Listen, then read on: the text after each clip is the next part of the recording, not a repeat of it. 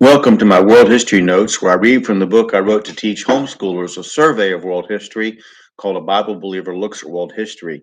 You don't have to agree with my conclusions, of course, but you should know about the people, the events, the places, the times, dates, and concepts that I talk about, and even more to be conversant in world history, which every Bible believer should be to a certain extent.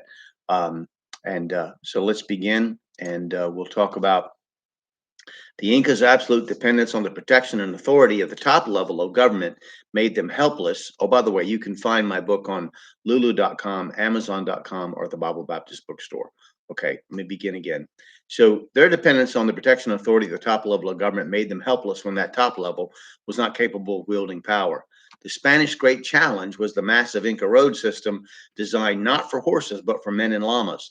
It often went straight up like giant stairways and was perfect for ambushing men forced to lead their horses. Spanish adventurer Alonso Enriquez de Guzman reported in his writings that Inca stone slingers, much like David in his confrontation with Goliath, could kill a horse or break a sword in two pieces with one stone slung at 30 paces. The Inca ambushers would also heat stones until they were red hot, then wrap them up in um, pitch soaked cotton, slinging at them at the invaders with deadly success, something which could be done faster than a primitive firearm could be fired accurately and reloaded. Added to the bows, javelins, maces, and clubs, they were fearsome, nearly silent weapons of attack on the high mountain roads. Smallpox always seemed to precede the arrival of the Spanish into the interior areas of South America because it traveled faster than the conquerors did. The disease that killed Huayna Capac and his son was most definitely that scourge of mankind. It is said by Inca and Spanish chroniclers to have killed 200,000 people in the epidemic that swept through the empire before the Spanish arrived. Um, One of the most bizarre conditions of the Spanish conquest had to do with the dead emperors of the past. The royal lineages of the Inca, called Panaca, were extremely important. Each new emperor was born into a Panaca and created his own when he put the fringe on his head that symbolized his position. When the Inca died, his lineage, his Panaca, mummified his body because he was believed now to be a deity. Do you remember how other emperors considered to be deity in other places, like in the Middle East? I'm in Rome, immortal. His body was treated as if he was still alive. Pizarro's friend, Miguel de Este, I want to make sure I didn't misstate that. I remember other Roman emperors had a deity cult where they were a god. They were to be honored as a god. The Pharaoh was godlike. I mean, there was all kinds of emperors that were thought to be, treated like gods. So this is a trend. This is something that's throughout human history in the ancient history. So Pizarro's friend Miguel de Este saw a parade of dead emperors brought out on litters, seated on their thrones, surrounded by pages and women with fly whisks in their hands, who treated them with as much respect as they would had they been alive. Because the royal mummies were not considered dead, the new emperor could not inherit their wealth or palaces, clothing, or even their eating utensils. In Inca society, the emperor literally could take it with him. They still retained tribute over the lands they had conquered in life. Pedro Pizarro wrote that the greater part of the Inca people were under the control of the dead. The mummy spoke through female mediums. Look at Deuteronomy 18:11 and 1 Samuel 28 in the Bible, who represented them. With almost a dozen immortal emperors fighting for position, upper levels of Inca society were constantly embroiled in a supernatural sort of horror movie like intrigue, with the dead jockeying for positions of power and influence in a way that shocked the Spanish. It was as if they landed on another planet, which is a sentiment we would feel today. The Spanish, not being indoctrinated in our Star Wars, Star Trek entertainments, merely looked at these people as demon possessed and under Satan's power. Although this was true, it was, of course, also true of the Spanish. Huayna Capac had complained that he could not even build his own villa in Oquipata because his undead ancestors had used up all of the available space. With the decimation caused by the smallpox epidemic, the undead fought for power. Atahualpa had Tupa Inca's mummy burned alive, so to speak, and then he ordered the gold for his ransom stolen from another long dead rival, Pachacuti.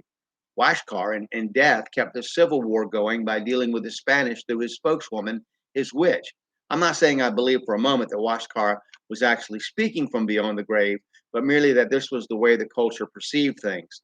Huáscar's Panaca sent one of his younger brothers, Thupahualpa, to Cajamarca to meet with Pizarro, proclaiming that he was Huáscar's legitimate heir. Pizarro hid him in his own quarters for his safety. Pizarro was warned that Atahualpa's army, tens of thousands strong, was on its way to annihilate him. He was told that its general planned on freeing the emperor, but Atahualpa denied the claim was true. Surprisingly, some of the Spaniards were sympathetic to Atahualpa's plight and asked for an investigation. However, two Inca who had claimed they had fled the invading army came to Pizarro and also warned him of the disaster to come. Pizarro convened a military tribunal, and Atahualpa was condemned and executed, the thinking being that the army would not invade if he were dead. Too late, it was learned that no such army was on the way, and Thupawalpa emerged from hiding to take on the role of the new emperor. Berkeley archaeologist John Rowe claims that the execution of Atahualpa was part of a conspiracy between Pizarro and Thupawalpa and the Lord of Cajamarca, who had been allied with Huascar. Thupawalpa openly claimed allegiance to Spain. They then left for the capital, Cuzco, but on the way ran into the first real resistance to Pizarro. But local people, native Zauca and Huanca tribes, provided supplies to Pizarro and prevented Atahualpa's army from burning the town of Hantan Zoxa. Right after the battle, Thupawalpa died suddenly, and the Spanish believed he had been poisoned. Chalcochima, one of Atahualpa's generals who had been captured by Pizarro, was his prime suspect in Thupawalpa's poisoning, and he stepped forward to convince Pizarro that the next Inca emperor should be one of Atahualpa's sons. Meanwhile, Huascar's Panaca sent out another son, Mancoc Inca, who promised to swear allegiance to Spain as well. In return, he asked that Pizarro kill Calcochima. Pizarro agreed, and the Spaniards publicly burned the general in one of the towns they came to on their journey. The Spanish were amazed at the vast population of the Inca Empire, which, even after their first smallpox epidemic that killed Huayna Capac, was huge, estimated by some, but not all archaeologists and historians, as in the millions.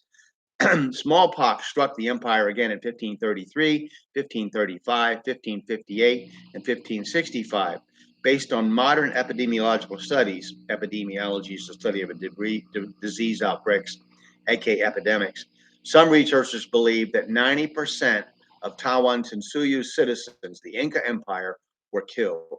Okay, we're going to stop there. Next, we're going to go to the Mayans, another very interesting people in Americas. And I hope that you'll just encourage you to dig in to study history yourself and come to some conclusions. Thank you for watching.